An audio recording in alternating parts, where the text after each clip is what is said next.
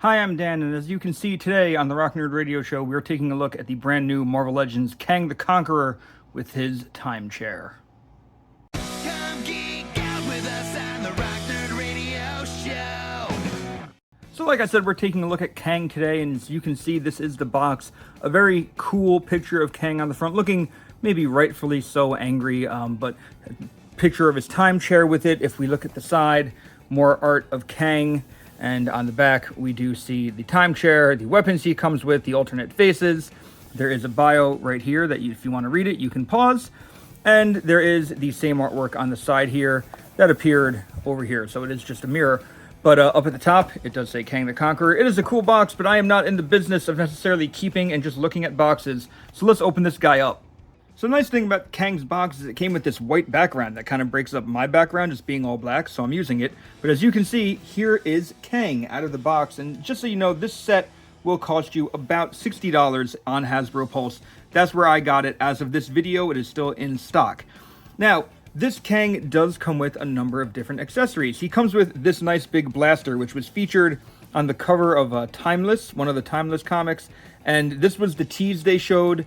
People guessed right away that this would be Kang. I have to admit, I kind of was hoping for a Kang 3-pack with maybe different variations of Kang. I was surprised that we got a Kang that is more or less the same Kang we already have, but we'll talk about that in a minute. But anyway, here's the blaster. It does come with this weird kind of blast effect. It can plug right in, and it has this like pink center, and then the blue energy emulating out from it. It looks kind of cool. It almost looks like an evil like energy of some kind, which I guess makes sense for Kang.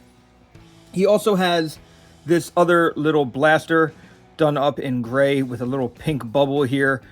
You know, a smaller blaster if you want. You know, he can hold all of them. I'll show you how he'll hold them in just a moment because he does have alternate hands. He's sporting 2 fists right now, but there are 2 open hands. And there is 1 blaster hand. And I was kind of surprised that it's just the 1 because normally they kind of give you a choice as to what side maybe of, you know, what hand they're going to hold the blaster in. This blaster hand is only going to work on Kang's left hand. And as you can see, it is not the easiest fit. Once you get it to fit, it does work, but here's what that little blaster looks like. And I will show you that in Kang's hand so you can see it. I'll just pop out the fist. And there is the blaster. It should be said that this hand is on an up and down swivel. So he can point the gun, you know, down at somebody if they're on the ground. He can point it up, you know, however he wants to hold the gun. But that is the little blaster. The larger blaster, because of this big, like, stock in the back, you're going to have to, you know what, I'm going to take the hand off to do it because it'll probably be easier. But you kind of have to work everything around the handle, and I don't know how easy this is going to be. So what I was doing was I bent these fingers out and then tried to get everything else around. Sorry, you can't really see with the light here, but I still have trouble getting the thumb around it. I'm sure if I work at it more, you could easily hold this, but I hate when they make blasters so big and hard to handle that it's almost hard for a character to get his hand around it. So I'll work on that later. For now, we will go back to the smaller blaster. I think that is the better option anyway, but you know, there we go. That's in his hand. I will put this back in his arm. There we go. So there's Kang holding this holding this blaster. Now, there are 2 other accessories that Kang comes with. There is this face here, which I believe was featured in a comic. It is a little off-putting, this face, I'm not going to lie. And there's also this like lizard Kang face, which I believe was featured in the MCU. If you want to swap it, all you have to do is come over here to Kang's head, and you know what, we're gonna pop the head off. There we go, it's on a ball joint. But this faceplate should come out. Just to show you, I was pulling at the blue outline part of the face. You actually have to go in to the inside face, and then it will pop off. It leaves you with this gapless, or this gap-filled Kang face, and then you can just take any one of the other heads and plug them in. So there is our lizard Kang face. A little easier to pop out because you can just grab the snout on that. And then here's our skin color Kang. This one looks weird to me. I really don't like this one. So I will be sticking with the regular Kang face, which is an angry face. And it does snap in. As you can see, it's not going anywhere, so it it does stay pretty secure, and I'm just going to pop it back on the figure. Going over the details of the figure, we just went over the face, but you can see Kang is done up in some purple for the helmet, blue face, obviously, the nice scarring or mask details along here, the purple going down, like the shirt with the ridges in it. It's a flowing shirt. Same with the sleeves. You can see that they're like flowing fabric down to this tunic piece. The articulation is on that inverted ball joint, so it only moves here, but we'll talk more about the articulation. Again, you see like the fabric on the pants down to the more armored kind of boots with the lines running down it. So there is some nice armor markings in here, as well as on the wrist gauntlets. As far as the back, detail, just like you would expect on the front, so it looks pretty good. In terms of articulation, this Kang has his neck on a ball joint here, and it will move up and down. Mine's just a little stuck, so I figured I'd get it a little loose, but that will allow Kang to look down and look up as much as you need. And because it is a ball joint, the head can wiggle and waggle in any kind of direction you might want him to. I already mentioned the torso here, but nothing at the chest is that inverted ball joint, so all you're getting is this bit of articulation. It's not bad, but it's not my favorite, and I'm going to talk about how I think they could have maybe done it differently in just a moment. In terms of the arms, we do have the shirt kind of inhibiting how the arms move, so you do have to move the arms out of the way of the fabric in order to get them to fully rotate. I don't know. Are you really going to be, unless Kang's like throwing something, is he really going to be holding his arms like this unless he's shooting up at the sky? I don't know. But in terms of articulation at the arms, they go out, but there's no cut up here on the shoulder. There's just an elbow joint here. It's a single jointed elbow, and that also is where the articulation is on the arm, so it rotates at the elbow too. I'm surprised they didn't update this, but like that double jointed elbow that like the Red Skull and Dormammu have. The wrist will spin fully around. This weapon holding wrist, as I said, moves up and down, and the other hands do have left to right in and out swivel. Moving down to his legs, we're going to kick up about this far. This is soft, so it does get in the way, but not like ridiculously, and we're going to need that because he is going to have to sit in a minute. They also kick out about that far. We do have rotation, and it is underneath where the armor meets the leg, so it doesn't break up the design really. We do have double jointed pinless knee. Goes all the way back. He can just about kick his own butt. Nothing at the boot, no boot cut, but there is rotation on the ankle, and then forward and back on the ankle as well.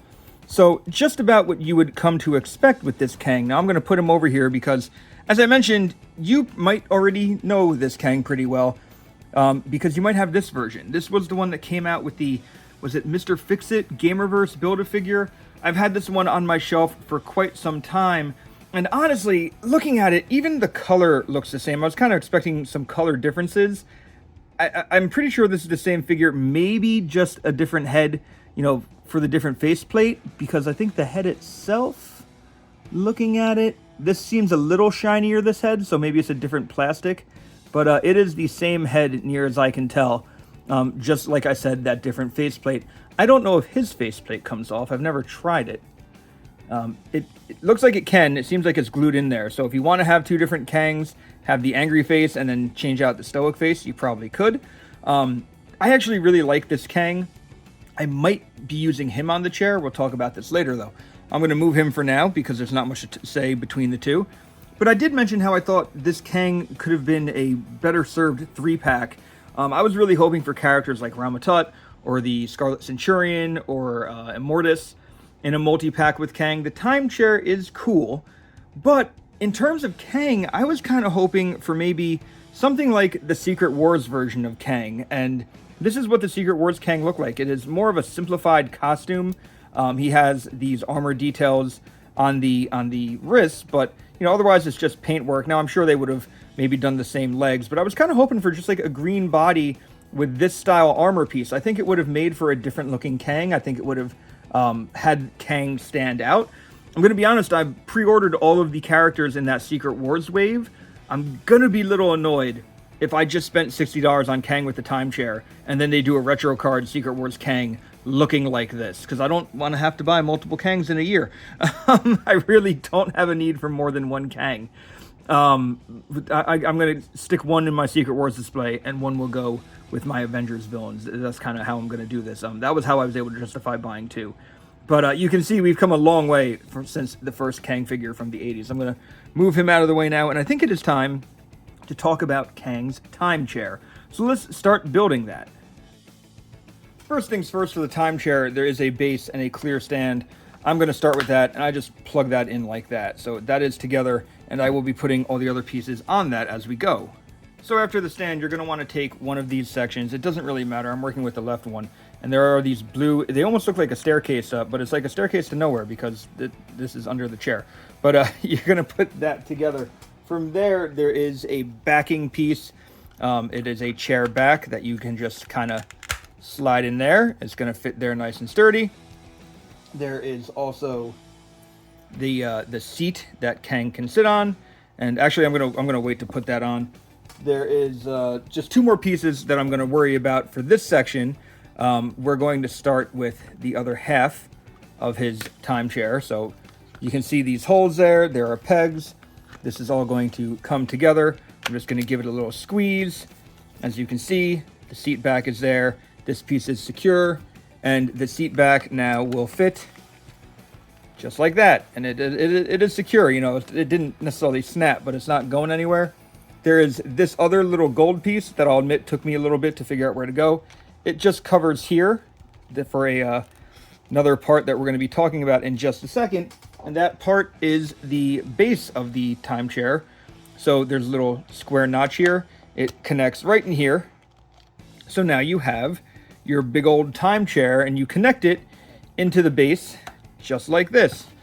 So let me raise up my camera a little bit, but you can see there is Kang's time chair, and it's pretty sturdy. Like, you know, it's a little wobbly, but the chair itself doesn't feel like it's going to be going anywhere or breaking or anything.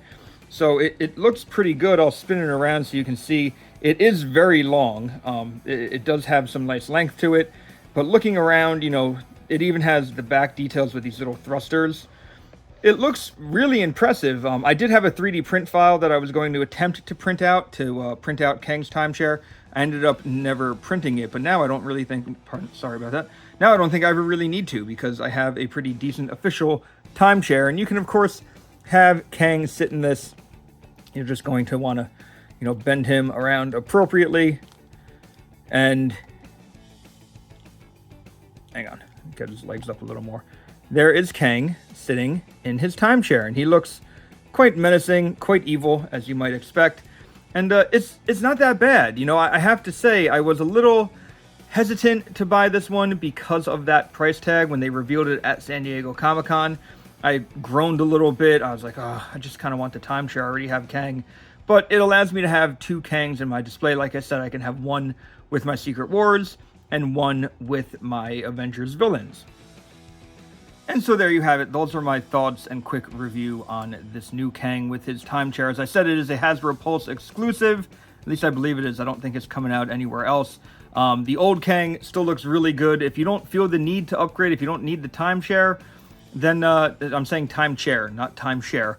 But if you don't feel the need to own the time chair, then honestly, you don't need to buy this Kang, because aside from a couple extra faceplates and a few different weapons, there's really not a whole lot to worry about here. So ultimately, the choice is yours, but I hope you make whatever one you feel comfortable with. Let me know what you think of these Kang figures in the comments below. I would love to hear your feedback. Until next time, I've been Dan. You've been pretty awesome. I'll see you around. Well, there we go. What did you think of this video? Sound off in the comments below. I would love to hear from you. Remember, we are making a push to get to 700 subscribers here on the channel. If we do that before the HasLab Giant Man arrives, I will be giving away the old Toy Biz Giant Man Build-A-Figure that you've seen on my shelf and things like that. So hit subscribe, leave a comment, hit like if you're so inclined, and I'll see you next time. Thanks for tuning in. Come get